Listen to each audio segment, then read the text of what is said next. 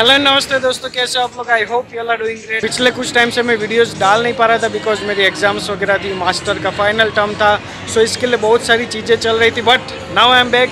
I know आपके दिमाग में बहुत सारे क्वेश्चंस हो रहे हैं बिकॉज 2020-24 में जितना वेदर चेंज नहीं हुआ उससे ज़्यादा कैनेडियन गवर्नमेंट ने लॉज चेंज कर दिए इमिग्रेशन के रिगार्डिंग। सो इसमें बहुत सारे लोगों का एक टिपिकल क्वेश्चन है, एक ही कंसर्न है सभी का कि भाई क्या 2020-24 में कनाडा आना चाहिए या फिर फ़िलहाल अभी ठहरना चाहिए।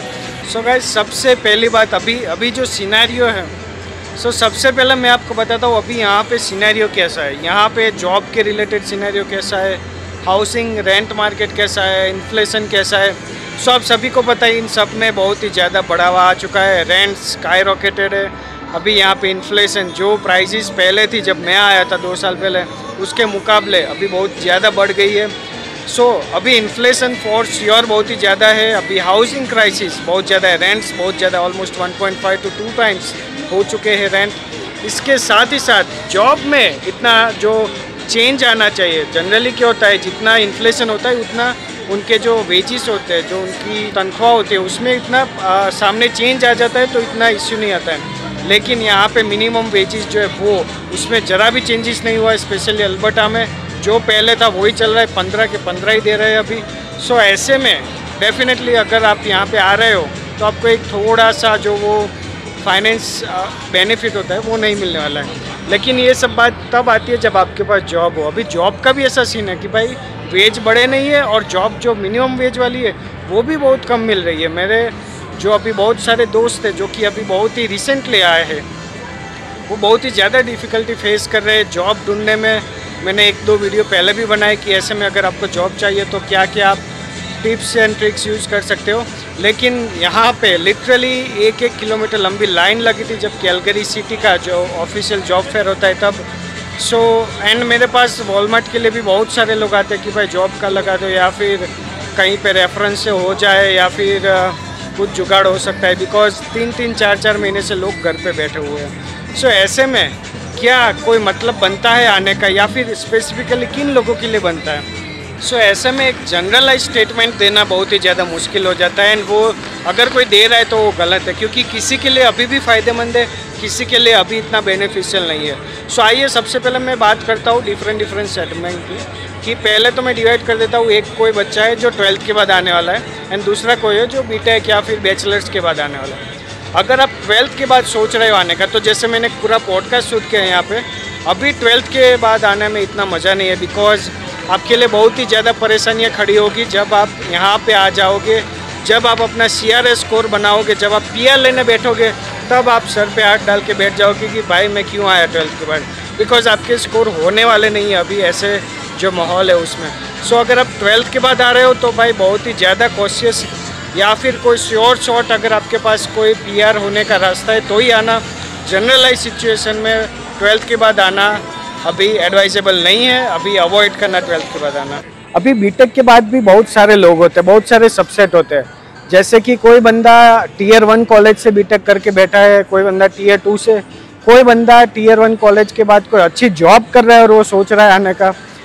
तो ऐसे में जो बंदा जो Tier 3 कॉलेज में उसको पता है कि मेरे को यहाँ पे 10-15 हज़ार की जॉब मिलने वाली है, मैक्स टू मैक्स, कोई इतना अपन ने पढ़ाई में ध्यान दिया नहीं है, अपना कोई लेना देना नहीं है पढ़ाई से, तो फिर जो मतलब वो फिर वही कॉन्सेप्ट आ जाता है कि भाई वहाँ पे मजदूरी करते हैं उससे ज़्यादा यहाँ पे मजदूरी करेंगे, 2 पैसे ज़्यादा बनेंगे। तो उनके लिए थोड़ा बहुत जो भी अभी डेल्टा है, जो अभी मतलब बनता है, उनके लिए फिर भी अभी बनता है थोड़ा कि मतलब अगर आप वहाँ पे भी जॉब नहीं मिल रहे, वहाँ पर भी स्ट्रगल कर रहे हो तो वही स्ट्रगल आप यहाँ पे आके करो, तो इन सब लोगों के लिए अभी भी मतलब बनेगा। ये सारी चीज़ अगर आप Tier 3 कॉलेज से हो, आपका कोई अच्छा प्लेसमेंट नहीं हो रहा है, आपका वहाँ पे मैक्स टू मैक्स 5 से 10 हज़ार की नौकरियाँ मिल रही है, कुछ ज़्यादा हो नहीं रहा है, तो फिर उनके लिए अभी भी यहाँ पे आने का थोड़ा मतलब ज़्यादा बनता है कंपेयर टू अदर्स। ठीक है, ऐसे में आप हो और सोच रहे हो तो फिर आप एक बार सोच सकते हो आने का, गिव इट अ ट्राई। अभी दूसरा जो आ गया जो अच्छे कॉलेजेस से, जो अच्छी नौकरियाँ लेके बैठे, ठीक है, 50, 60, 80 हज़ार की नौकरी पे बैठे, उनके लिए अभी इतना मतलब नहीं बनता आने के लिए, बिकॉज वो जो रिस्क है, रिस्क का रिटर्न इतना अभी मिलना बहुत ही ज़्यादा मुश्किल है। बिकॉज आप पूरा एक स्टेबल जो आपका सिस्टम है वो छोड़ के आ रहे हो और यहाँ पे गारंटी नहीं है।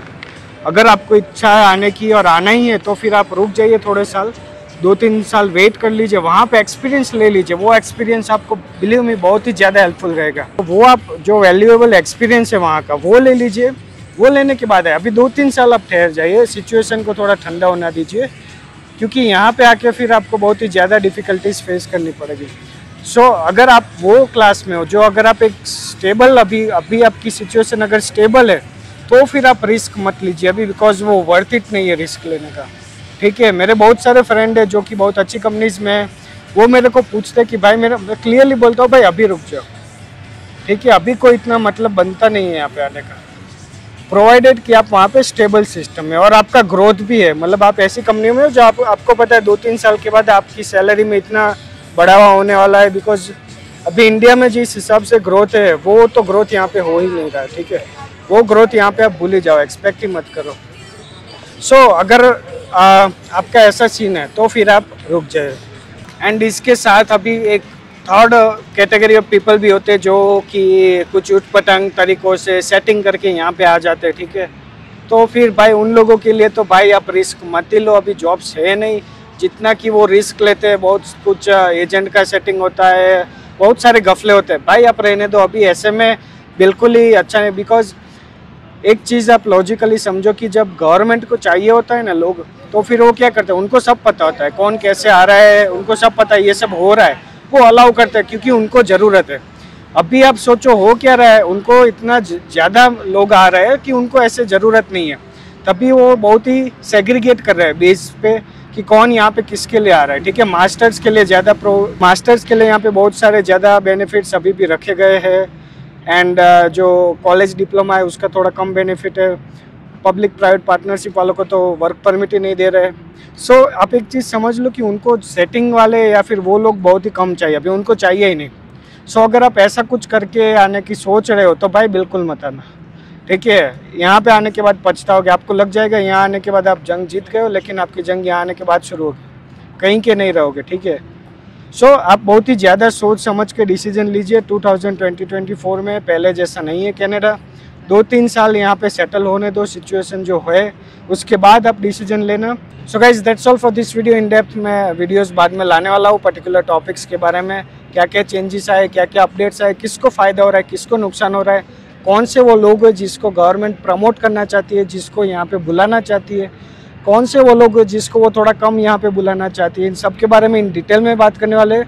सो आप बने रहिए। अगर आप पहली बार आ रहे हो चैनल पे तो सब्सक्राइब जरूर कर दीजिएगा एंड अपने सारे ही दोस्त जो कि यहाँ पे सोच रहे हैं आने का, उनके साथ जरूर शेयर कर दीजिएगा। बिकॉज बाय द वे यहाँ पे समर्स आ गए, आप वेदर देख सकते हो, पीछे में थोड़ी क्लिपिंग्स डाल दूंगा, आप यहाँ का माहौल देख सकते हो कैसा है।